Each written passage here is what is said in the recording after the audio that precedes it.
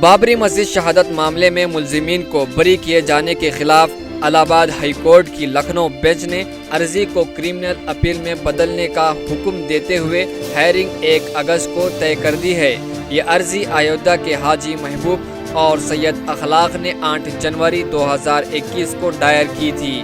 دونوں کو بابری مسجد کے انہدام کے گواہ کے طور پر عدالت میں پیش کیا گیا، کیونکہ ان کا گھر مسجد سے قریب واقع تھا، جہاں 6 دسمبر 1992 کو بابری مسجد شہادت کے بعد ان کے گھروں پر حملہ کر کے جلا دیا گیا تھا۔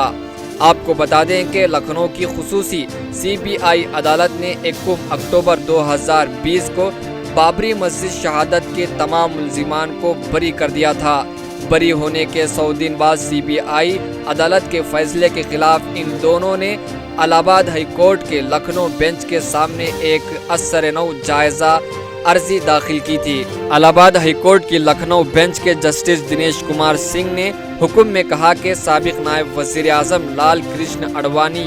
UP کے سابق وزیر اعلیٰ کلیان سنگھ، سینئر BJP لیڈر مرلی منوہر جوشی، اما بھارتی، ونے کٹیار، برج بھوشن شرن سنگھ سمیت سبھی 32 ملزمین شامل ہیں۔